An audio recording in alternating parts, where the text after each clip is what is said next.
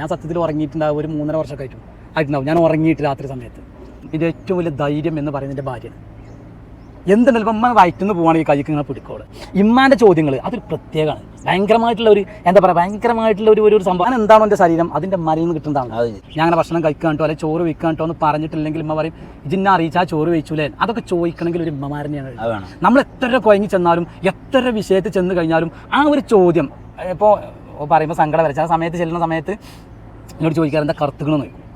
ആകെ എന്താ കറുത്തുകണെന്ന് ചോദിക്കുമ്പോൾ എനിക്കത് ഭയങ്കര ടെൻഷനാണ് വരിക. കാരണം അങ്ങനെ ചോദിക്കാൻ നമുക്ക് ഇമ്മല്ലാത്തൊരു ലോകത്ത് മറ്റാളുകൾ നല്ല ഇനം പോത്തുകളും എടുത്തുണ്ടാവോ? ആ പോത്തുകൾ നല്ല ആ പോത്തിനൊക്കെ കാണുന്നുണ്ടെങ്കിലും നമ്പർ ഇവിടെ ഏത് ഐറ്റംസ് പോത്തിന്, ഏത് കല്യാണോ സൽക്കാരോ ഹക്കീക്കത്തോ ഓലിയത്തോ എന്തിനും നിങ്ങൾക്ക് സമീപിക്കാം. നമ്പർ തരുന്നുണ്ട്, നമ്പറിൽ വിളിക്കാം. അപ്പൊ നിങ്ങളെ ന്യൂസ് ചാനലിൽ അതിന്റെ പേര് എന്തെങ്കിലും കേട്ടോ?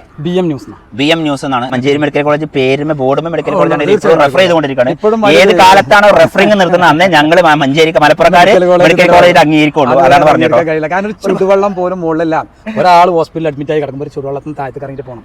പോത്ത് കച്ചവടക്കാരനായി വന്ന ആ ആളിപ്പോ ഇന്ന് എന്തായി? പോത്ത് കച്ചവടം തുടങ്ങി. അതോടൊപ്പം പിന്നെ കലാപരിപാടികൾ അല്ലെങ്കിൽ കലാകാരനായി നിന്ന് ഇപ്പൊ ഇനി ഏറ്റവും ഇന്നത്തെ കാലത്ത്, ആധുനിക കാലത്ത്, ഇന്നത്തെ ഈ ഒരു യുഗത്തിൽ സോഷ്യൽ മീഡിയ കൂടെയാണ് എല്ലാവരും പൈസ ഉണ്ടാക്കിക്കൊണ്ടിരിക്കുന്നത്. അപ്പൊ അതിലേക്കുള്ളൊരു ചുവടുവെപ്പ് കൂടിയാണ് നമ്മുടെ ബെല്ലാരി രാജ ബെല്ലാരി നാസർ എന്നറിയപ്പെടുന്ന നമ്മുടെ നാസർ ഭായ് തുടക്കം കുറിക്കുന്നത്. എന്തായാലും എല്ലാവിധ ഭാവങ്ങളും നേരാണ് നിങ്ങൾക്ക്. കുടുംബം എന്ന് പറഞ്ഞാൽ എനിക്ക് എൻ്റെ വാപ്പ അമ്മ അങ്ങനെ 9 മക്കളാണ്. ഈ 9 മക്കളിൽ പിന്നെ ഒരാൾ മരണപ്പെട്ടു, ബാക്കി 8 ആൾ ജീവിച്ചിരിക്കുന്നുണ്ട്. ഇപ്പോൾ 5 ജ്യേഷ്ഠന്മാരാണ്, 3 പെങ്ങന്മാരാണ് ഇപ്പോൾ ജീവിച്ചിരിക്കുന്നത്. പിന്നെ എൻ്റെ കുടുംബം എന്ന് പറഞ്ഞാൽ എനിക്ക് 2 മക്കളാണ്, ഭാര്യ, ഉമ്മ. എത്ര ഭാര്യയുണ്ട്? ഒരു ഭാര്യ. പിന്നെ ഉമ്മ എൻ്റെ കൂടെയാണുള്ളത്. ഇമ്മ എങ്ങനെ എൻ്റെ കൂടെ ആയി എന്ന് വെച്ചാൽ മറ്റുള്ളവർ നോക്കാഞ്ഞിട്ടോ ഒന്നും അല്ലട്ടോ. പൊതുവിൽ എന്താണെന്ന് വെച്ചാൽ ചെറിയ മോന. അതിനൊക്കെ ഉപരിയുള്ളത് എന്താണെന്ന് വെച്ചാൽ ഉമ്മാക്ക് ഇങ്ങോട്ട് ഇഷ്ടത്തിനോട് കൂടുതലായിട്ട് നമ്മൾ ചിന്തിക്കുന്നൊരു വിഷയം നമ്മൾ ആരും ആലോചിക്കേണ്ടതെന്ന് വെച്ചാൽ നമ്മൾ ഈ ഇമ്മാനെ നോക്കുക, അതല്ലെങ്കിൽ വയസ്സായ ആളുകളെ സംരക്ഷിക്കുക, അല്ലെങ്കിൽ അവർക്ക് എന്തെങ്കിലും ഹിദ്മത്ത് ചെയ്യുക എന്നുള്ളതിൻ്റെ ഒരു വലിയൊരു ഇഷ്ടമുള്ള കാര്യമാണ്. അപ്പോൾ ഇമ്മ ഇന്നിപ്പോൾ സത്യത്തിൽ ഞാൻ ഇപ്പോൾ പുറം ലോകത്തിനോട് ഞാൻ ഇപ്പോൾ പറയുന്നൊരു വിഷയം ഒരിക്കലും ഒരാളെ അറിയിക്കാനോ മറ്റുള്ളതല്ല. ഞാൻ സത്യത്തിൽ ഉറങ്ങിയിട്ടുണ്ടാവും ഒരു 3.5 വർഷമൊക്കെ ആയിട്ടുണ്ടാവും. ഞാൻ ഉറങ്ങിയിട്ട് രാത്രി സമയത്ത്. കാരണം ഓരോ വിഷയത്തിൽ എൻ്റെ അമ്മ ചില സമയത്ത് രാത്രി എണീറ്റ് കഴിഞ്ഞാൽ പിന്നെ രാവിലെ വരെ ഇമ്മാനെ ഞാൻ വേണം. ഉറങ്ങാത്ത മനുഷ്യനാണോ തീരും? ഇമ്മാനെ സംരക്ഷിക്കുക എന്നുള്ളൊരു ചുമതല. ആ ചുമതല അത്യാവശ്യം 78 വയസ്സുണ്ട്. ചുമതല എന്നുള്ളത് എൻ്റെ അമ്മ ഒരു ഗവൺമെന്റ് ജോലിക്കാരത്തിയിരുന്നു. ഒരുപാട് ഹോസ്പിറ്റലുകൾ, നമ്മളെ മഞ്ചേരി ജില്ലാ ഹോസ്പിറ്റൽ മെഡിക്കൽ കോളേജിൽ ഒരു 6-7 വർഷം ജോലി ചെയ്തു. അപ്പൊ അന്നൊന്നും അവിടെ ലിഫ്റ്റ് സൗകര്യങ്ങൾ ഇല്ല. ഇപ്പൊ ആ സമയത്ത് ആ കോണി കയറിയിട്ടാണ് എൻ്റെ അമ്മ ആ മുട്ടുംകാലി അല്ലെങ്കിൽ ഇമ്മാരെ ആ ശരീരം അന്ന് നമ്മളെ ഭക്ഷണം. അത് കഴിഞ്ഞിട്ട് പല ഹോസ്പിറ്റലുകളിലും പലയാതിന്റെ വേദന നമ്മൾ സഹിച്ചിട്ടുണ്ട്.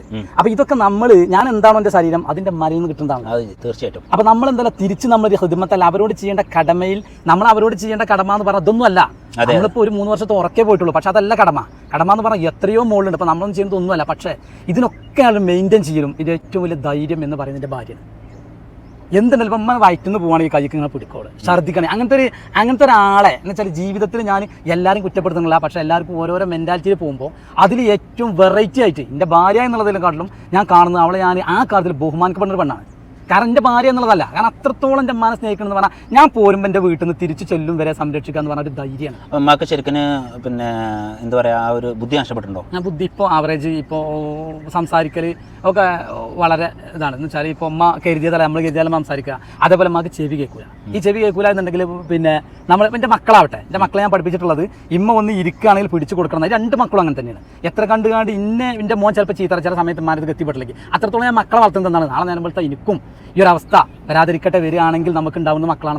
മക്കളിൽ നിന്ന് ഈ കാലഘട്ടത്തിൽ നമ്മൾ നോക്കാനൊരു ഉപകാരമെങ്കിൽ നമ്മൾ പ്രതീക്ഷിക്കണമല്ലോ. ആ വിഷയം മാത്രമാണുള്ളത്. അപ്പോൾ ഈ മക്കൾ എന്ന് പറഞ്ഞാൽ ഇമ്മാക്ക് അങ്ങോട്ടും ഇങ്ങനെ തന്നെയാണ്. ഇപ്പോൾ 1 മിനിറ്റ് ഇപ്പോൾ ഇന്നെക്കാളും ഡബിൾ ഇഷ്ടം മോനോടാ. മോൻ 5 മിനിറ്റ് പേക്കുക, മോനും മോളും ഒരു 5 മിനിറ്റ് പേക്കുക. അപ്പോൾ ഉമ്മ ആകെ പ്രശ്നമാക്കി വിഷയമാക്കി എന്നല്ല അവിടെ എല്ലാവരും ചീത്ത.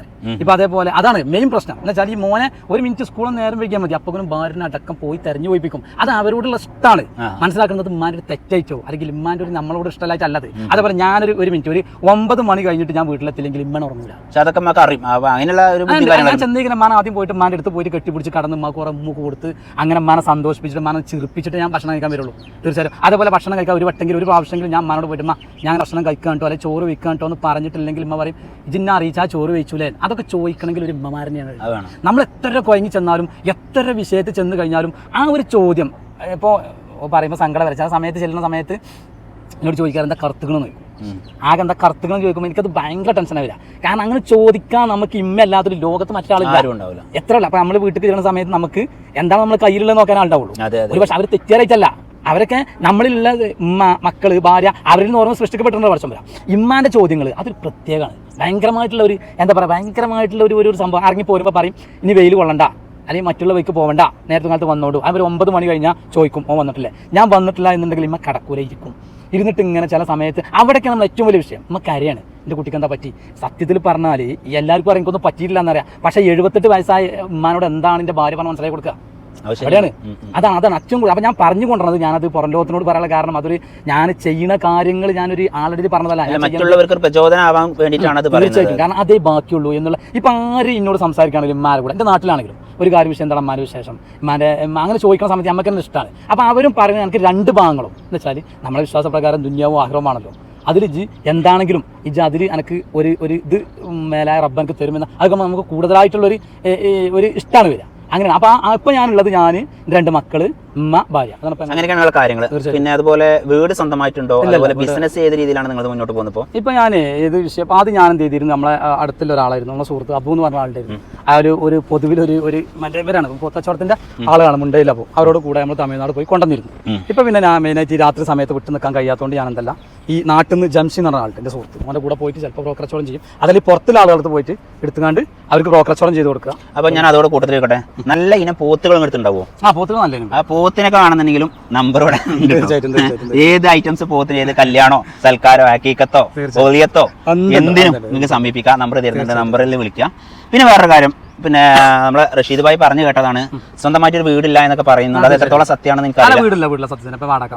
അപ്പോൾ വാടകക്കാരുമ്പോൾ അപ്പോൾ നിങ്ങളെ പിന്നെ നിങ്ങളിപ്പോൾ ചെറിയ മകനാന്ന് പറഞ്ഞു. അപ്പോൾ നിങ്ങളെ മറ്റുള്ള ജ്യേഷ്ഠന്മാർക്ക് വീടും അപ്പോൾ നിങ്ങൾക്ക് എന്തുകൊണ്ട് വീടുണ്ടായില്ല? കാരണം നിങ്ങളുടെ വീട് തറവാട് വീട് തന്നെ വാടകയ്ക്കായിരുന്നു. അല്ലല്ല, ഞങ്ങൾ തറവാടുണ്ടായിരുന്നു. പക്ഷെ ഞങ്ങൾ അത് അവിടുന്ന് നമ്മളെ ഇപ്പൊ നിൽക്കുന്ന പ്രദേശത്ത് കുറച്ച് അപ്പുറത്തേന് 1 കിലോമീറ്റർ അപ്പുറത്തേന്. അവിടുന്ന് പൊതുവിൽ അവിടെ പാപ്പാന്റെ ഒരു മരണശേഷം പിന്നെ അവിടെ താല്പര്യം ഉണ്ടായില്ല ആ സമയത്ത്. അങ്ങനെ അതിപ്പോഴും നല്ല 17-18 കൊല്ലം മുന്നേ വെച്ചിട്ടുണ്ട്. അത് വിറ്റ് വർഷം കഴിഞ്ഞു. കഴിഞ്ഞിട്ട് എല്ലാവരും ആ മുതലെടുത്തിട്ട് വർഷം കഴിഞ്ഞതാണോ അതോ? അല്ല, അതിൽ നിന്ന് അന്നത്തെ കാലത്ത് ചെറിയൊരു പൈസ 7 കൊല്ലം 30 ഏതാണ്ട് 7 കൊല്ലം 8 കൊല്ലാണല്ലോ ഭൂമി തരി അപാരമായിട്ട് വില കൂടിയത് വിഷയത്തൊക്കെ വന്നിട്ട്. അപ്പൊ അങ്ങനെയൊക്കെയാണ്. സ്വന്തമായിട്ടൊരു വീടില്ല. അപ്പൊ ഇനിയിപ്പോ വീട് ഉണ്ടാക്കണ്ടേ? മകനെ വലുത് മകളാണോ? എത്ര വയസ്സുണ്ട് മോന്? മോന് ഭയങ്കര വിരക്കലാണ്, ഭയങ്കര കലാകാരനാണ്. അച്ഛൻ അഭിനയത്തിൽ പോയപ്പോ മോന് കലയിലേക്ക് നീങ്ങില്ലേ? അവൻ എന്തായാലും അവന് വീടിന് സ്ഥലവും കാര്യങ്ങളൊക്കെ വാങ്ങിയോ? നോക്കി വെച്ചിട്ടുണ്ട്. വേറെ 2 ആളുകളെ സപ്പോർട്ടോട് കൂടി നമ്മൾ ഒന്നില്ലെങ്കിൽ പിന്നെ പൂത്തച്ചവടം വന്ന് കിട്ടണം, അല്ലെങ്കിൽ പിന്നെന്താ കലാപരമായിട്ട് കിട്ടണം, അല്ലെങ്കിൽ ബ്രോക്കർ പണി വന്ന് കിട്ടണം. എങ്ങനെയാലും പൈസ കിട്ടേണ്ടതും കൊടുക്കേണ്ടതും നിങ്ങളുടെ കയ്യിലാണ്, നമ്മൾ പ്രേക്ഷകരുടെ കയ്യിലാണ്. അപ്പൊ അത് കൂടാതെ ഇദ്ദേഹം ഒരു ഓഫീസ് മഞ്ചേരി കേന്ദ്രീകരിച്ച് തുടങ്ങുന്നുണ്ടെന്ന് പറഞ്ഞു. മഞ്ചേരിന്റെ ഒരു ചാനൽ, പ്രാദേശികമായിട്ടൊരു ചാനൽ, മഞ്ചേരി കുറെ ചാനൽ ഉണ്ടല്ലോ, യൂട്യൂബ് ചാനൽ കുറച്ച് 2-3 ഉണ്ട്. നമുക്ക് കുറെ ആളുകളുണ്ട്. ന്യൂസ് ചാനലല്ല, ന്യൂസ് ചാനലോ? മഞ്ചേരിന്റെ ന്യൂസ് വായിക്കാനായിട്ട്. മഞ്ചേരിന്റെ ന്യൂസ് നമ്മുടെ മലപ്പുറം ജില്ലയിൽ ഇപ്പൊ മഞ്ചേരി എല്ലാതും നമ്മളെ മെഡിക്കൽ കോളേജായി. മെഡിക്കൽ കോളേജ് ആയി എന്ന് പറഞ്ഞാലും മെഡിക്കൽ കോളേജ് അല്ല, മലപ്പുറം ജില്ലാ ഹോസ്പിറ്റലിലാണ് മെഡിക്കൽ കോളേജ്. അവിടേക്ക് ഇനിയും കുറെ കാര്യങ്ങൾ. അതേപോലെയാണ് നമ്മളെ ബ്ലോക്ക് പറഞ്ഞതിന്റെ കാരണത്തിൽ നമ്മളെ മഞ്ചേരി മെഡിക്കൽ കോളേജ് പേരുമേ ബോർഡുമേ മെഡിക്കൽ കോളേജ് റെഫർ ചെയ്തുകൊണ്ടിരിക്കുകയാണ്. ഏത് കാലത്താണ് റെഫറിംഗ് നിർത്തുന്നത് അന്നേ ഞങ്ങൾ മഞ്ചേരി മലപ്പുറക്കാര് മെഡിക്കൽ കോളേജ് അംഗീകരിക്കുള്ളൂ. അതാണ് പറഞ്ഞത്. കാരണം ഒരു ചുടുവെള്ളം പോലും മുകളിലല്ല. ഒരാൾ ഹോസ്പിറ്റലിൽ അഡ്മിറ്റ് ആയി കിടക്കുമ്പോൾ ഒരു ചുടുവെള്ളത്തിന് താഴത്ത് ഇറങ്ങിയിട്ട് പോകണം. ഇപ്പൊ അവിടെ ഞാൻ ചിലപ്പോൾ അത് ചെയ്യലുണ്ട്, ചില മീഡിയ അതേപോലെ നമ്മൾ ചെയ്യുന്നുണ്ട്. അതിലുള്ള എന്താ വെച്ചാൽ വെള്ളത്തിന് വേണ്ടിയിട്ട് അല്ല, ഒരാളെ സ്കാൻ ചെയ്യാൻ വേണ്ടി MRIക്ക് വേണ്ടിയിട്ട് അവിടെ നിന്ന് ഇറക്കി കൊണ്ടുവന്നിട്ട് ഉന്തി കൊണ്ടുപോയിട്ട് 1 കിലോമീറ്റർ പോകണമെന്ന് അതൊരു മെഡിക്കൽ കോളേജിൽ പറഞ്ഞല്ല. അതല്ലെങ്കിൽ ബോർഡ് എടുത്ത് വെക്കുക, അതല്ലെങ്കിൽ ജില്ലാ ഹോസ്പിറ്റലിൽ ഇത് 2 ഘട്ടം നിൽക്കാൻ നിൽക്കണേ. നിങ്ങൾക്ക് ശത്രുക്കളെ പിടിച്ച് വാങ്ങട്ടെ ചെയ്യുന്നത്. അതുപോലെ നമ്മളെ വിഷയം അതല്ല, സാന്ദർഭികമായി പറഞ്ഞു. അപ്പൊ അദ്ദേഹത്തിന് ന്യൂസ് ചാനൽ വരുന്നുണ്ട്. അപ്പൊ ഇതേപോലെ കുറെ വിവാദമായ ഒരുപാട് ന്യൂസുകൾ കേൾക്കാൻ സാധ്യതയുണ്ട്. കാരണം ഇപ്പൊ തന്നെ ഒരു ചെറിയൊരു തീക്കടൽ ഇട്ട് കഴിഞ്ഞു. അത് തന്നെ മെഡിക്കൽ കോളേജിന് ഇട്ടെടുത്തുള്ളത്. അല്ല, പറഞ്ഞത് കാര്യമുണ്ട്. കാരണം ഇതിനിടയ്ക്ക് ഇപ്പോൾ ഞാൻ മെഡിക്കൽ കോളേജുമായി ബന്ധപ്പെട്ട് നമ്മളൊരു ആളവിടെ ഉണ്ടായിരുന്നു. അപ്പോൾ ഉണ്ട് എലികളെ കൊല്ലണം, എലിനെ തുരത്തണം എന്ന് പറഞ്ഞിട്ട് അവിടെ ഭക്ഷണം കഴിക്കുന്ന സമയത്ത് ഒന്നായിട്ടൊരു എലിയുടെ ലഹളുണ്ട്. അത് ഞാൻ വീഡിയോ എടുത്ത് വെച്ചിട്ടുണ്ട്. അങ്ങനെ മെഡിക്കൽ കോളേജിൻ്റെതായിട്ട് കുറെ പ്രശ്നങ്ങളുണ്ട്. ഇവരെ ന്യൂസ് ചാനൽ ഇവിടെ വെറും മെഡിക്കൽ കോളേജിനെ ചുറ്റിപ്പറ്റിയാണ് നിന്നാൽ തന്നെ കിട്ടും അത്യാവശ്യം ന്യൂസ്. ആരോഗ്യത്തിന് ഹാനികരം. അതെ അതെ, തന്നെയാണ് ആളുകൾ വലിപ്പിക്കണം. അതേ സംഭവം ഇപ്പൊ കണ്ടുവരുന്നത്. അതെ. അപ്പൊ നിങ്ങളെ ന്യൂസ് ചാനലിൽ അതിന്റെ പേര് എന്തെങ്കിലും കേട്ടോ? BM ന്യൂസ് എന്നാണ് അല്ലേ? അപ്പൊ BM ന്യൂസ് ഓണറാണ് ഇപ്പൊ നമ്മള് കണ്ടുമുട്ടിയത്. അപ്പൊ നമ്മൾ എവിടുന്ന് തുടങ്ങി എവിടെ എത്തി നോക്കണം നിങ്ങൾ. ഇപ്പോൾ ഒരു പോത്ത് കച്ചവടക്കാരനായി വന്ന ആ ആളിപ്പോ ഇന്ന് എന്തായി പോത്ത് കച്ചവടം തുടങ്ങി, അതോടൊപ്പം പിന്നെ കലാപരിപാടികൾ അല്ലെങ്കിൽ കലാകാരനായി നിന്ന് ഇപ്പം ഇനി ഏറ്റവും ഇന്നത്തെ കാലത്ത്, ആധുനിക കാലത്ത്, ഇന്നത്തെ ഈ ഒരു യുഗത്തിൽ സോഷ്യൽ മീഡിയ കൂടെയാണ് എല്ലാവരും പൈസ ഉണ്ടാക്കിക്കൊണ്ടിരിക്കുന്നത്. അപ്പോൾ അതിലേക്കുള്ളൊരു ചുവടുവെപ്പും കൂടിയാണ് നമ്മുടെ ബെല്ലാരി രാജ ബെല്ലാരി നാസർ എന്നറിയപ്പെടുന്ന നമ്മുടെ നാസർ ഭായ് തുടക്കം കുറിക്കുന്നത്. എന്തായാലും എല്ലാവിധ ഭാവങ്ങളും നേരാണ് നിങ്ങൾക്ക്. ഉയരങ്ങളിൽ നിന്ന് അത്യുന്നതങ്ങളിൽ നിങ്ങൾ എത്തട്ടെ എന്ന് ഞാൻ ആത്മാർത്ഥമായി പ്രാർത്ഥിക്കുകയാണ്.